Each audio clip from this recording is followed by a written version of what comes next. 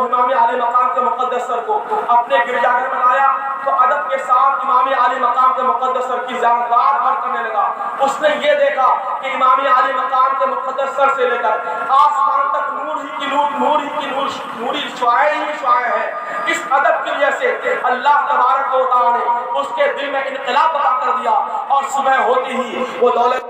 یزید کی نیت بری تھی، اس لیے جب اس نے اپنے ناپاک ہاتھ چاندی میں رکھے تو یہ چاندی یہ مٹی ہو گئے. مگر دیکھو جب امت محمدیہ کا ایک فرد گناہ سے توبہ کرتا ہے تو اللہ رب العزت اس کا ہاتھ جب کسی مٹی پر پڑتا ہے تو مٹی نہیں رہتی، مٹی سونا ہو جاتی ہے. چنانچہ حضرت فضیل بن عیاض رحمۃ اللہ تعالیٰ علیہ کے بارے میں علماء کرام نے لکھا ہے کہ آپ اپنے وقت کے ڈاکو کے سردار تھے.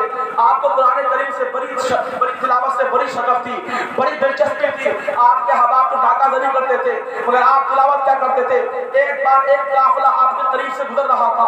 آپ اس قافلہ والوں نے ایک قاری قرآن کو بھی ساتھ میں کر لیا تھا. جب حضرت فضیل بن عیاض نے دیکھا کہ قافلہ گزر رہا ہے، وہ قافلہ کے قریب آیا. اس نے دیکھا کہ قاری قرآن ایک آیت کریمہ پڑھ رہا ہے، الم یعن للذین ان تخشع قلوبهم لذکر اللہ. کیا ایمان والوں کے لیے ابھی وہ وقت نہیں آیا کہ ان کے دل اللہ تبارک و تعالیٰ کے خوف لرز جائیں. اللہ اکبر. وہ کیسے بندے تھے کہ قرآن کریم کی آیت سنتے تھے تو ان کی زندگی کی آیا پلٹ جاتی تھی. آج ہم کتنے جلسوں میں حاضر ہوتے ہیں، علماء کی نظارے کتنی تقاریر سنتے ہیں، کتنے قرآن کی آیات سنتے ہیں، مگر ہماری زندگی میں ایک لمحہ ہماری زندگی کے معمولات میں کچھ بھی فرق نہیں آتا.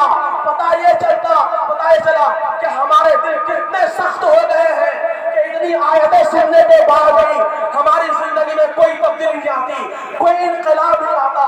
مسلمانوں آپ بتائیں، حضرت فضیل بن عیاض نے جب ایک آیت سنی انہوں نے دل میں توبہ کری، اللہ تبارک و تعالیٰ کی بارگاہ میں رجوع کیا. حضرت فضیل بن عیاض راستہ چل رہے تھے، روتے جا رہے تھے اور اب مولا تجھے تیری بارگاہ میں رجوع کر رہا ہے، تیری بارگاہ میں تلاوت کر رہا ہے، توبہ کر رہا ہے. تو ان کی توبہ تو میری توبہ قبول فرما لے. امام حضرت فضیل بن عیاض اپنے تمام مخالفین کو تیار کر رہے تھے. جن سے انہوں نے پیسے لیے تھے ان کو راضی کر رہے تھے. راضی کرتے کرتے ایک یہودی کے پاس پہنچا اور اس یہودی کو حضرت فضیل بن عیاض نے راضی کرنے کی بھرپور کوشش کی مگر وہ یہودی کسی بھی طرح سے راضی نہیں ہوا. اس یہودی کے 100 دینار تھے. اس یہودی نے کہا چونکہ میں نے قسم کھا لی ہے کہ جب تک تم ہمیں دینار واپس نہیں کرو گے ہم تمہیں معاف نہیں کریں گے.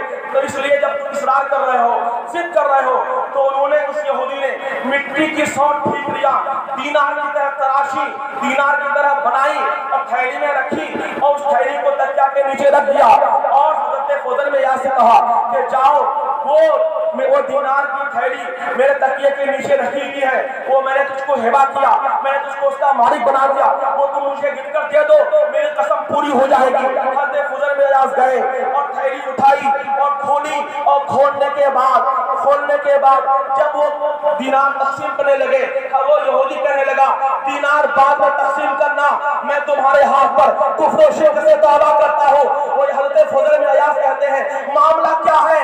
تو وہ یہودی بول پڑتا ہے خدا کی قسم وہ دینار نہیں تھے، وہ مٹی کی ٹھیکریاں تھی تو تمہارے مقدس ہاتھ کے لگنے سے وہ مٹی کی ٹھیکریاں سونے کی دیوار بن گئی. میں نے توریت میں پڑھا تھا امت محمدیہ کا کوئی فرد جب توبہ کرے گا تو اس کے توبہ کی مقبولیت کی دلیل یہ ہوگی وہ مٹی پر ہاتھ رکھے گا، یہ مٹی سونا ہوگا. اور میں نے یہ بھی پڑھا ہے کہ جو بھی اللہ کا مقبول بندے کے ہاتھ پر ہاتھ دیتا ہے وہ بھی اللہ کا مقبول بندہ ہو جاتا ہے. اس لیے میں کفر سے توبہ کرتا ہوں، یہودیت سے رجوع کرتا ہوں، اسلام میں داخل ہوتا ہوں. آپ مجھے اسلام میں داخل کریں. حضرات آپ بتائیں وہ یزید کی نیت بری تھی تو انہوں نے اپنے ہاتھ چاندی میں رکھے تو چاندی مٹی ہو گئی. اور امت محمدیہ کا ایک فرد جب توبہ کرتا ہے تو اس کا مقدس ہاتھ جب مٹی پر پڑتا ہے تو وہ مٹی سونا ہو جاتی ہے. یہ ایسا نہیں کہ حضرت فضیل بن عیاض کے ساتھ ہی یہ واقعہ خاص ہے. اگر آج بھی کوئی امت محمدیہ کا کوئی فرد صدقے دل سے صدقے اخلاص کے ساتھ اگر توبہ کرے گا تو آج بھی اللہ تعالیٰ اس کے ساتھ یہ فرض فرما سکتا ہے کہ وہ ہاتھ مٹی میں ڈالے تو مٹی سے ہونا کرے. ایسا آج بھی ممکن ہے. امام علی مقام رضی اللہ تعالیٰ عنہ کا یہ بہت بڑی شہادت، یہ بہت بڑی شہادت، یہ یادگار شہادت ہے. اس شہادت پر امت مسلمہ جتنی خیرات پیش کرے، جتنی سوغات پیش کرے کم ہے. ہمیں ضرورت اس بات کی ہے کہ واقعہ کربلا ہم آئے دن سنتے رہتے ہیں، مگر جو ان سے نصیحتیں ہیں، جو ان سے عبرتیں ہیں، ہم ان کو فالو کرنے کی کوشش کریں اور اپنے معاشرے تک پہنچانے کی کوشش کریں. امام علی مقام رضی اللہ تعالیٰ عنہ نے سراب یزید سے نفرت کیوں تھی؟ یزید انسان تھا، کوئی جن یا شیطان نہیں تھا. اس کے کرتوت سے نفرت تھی، اس کے کردار سے نفرت تھی. یزید شراب نوش تھا، جوا باز تھا. اس کی جوا بازی سے، اس کی شراب نوشی سے، اس کے نماز چھوڑنے سے، اس کے فسق و فجور سے، اس کے ظلم و بربریت سے امام علی مقام کو نفرت تھی. امام حسین نے احقاق کی حق کے لیے، ابطال باطل کے لیے کربلا کا سفر کیا تھا.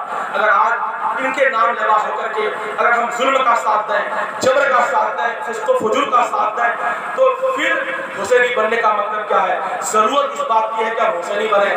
ہم اپنے سماج کو، اپنی نسل کو، اپنے معاشرہ کو کردار حسینی سے بچانے کی کوشش کریں. آج ہم اگرچہ حسین کا نام اپنی زبان سے لیتے ہیں، پر ہمارے سماج میں یزیدی کردار کا بول بالا ہے. یزیدی کردار بالکل عام و تام کے ساتھ ہمارے سامان میں بالکل رائج ہے.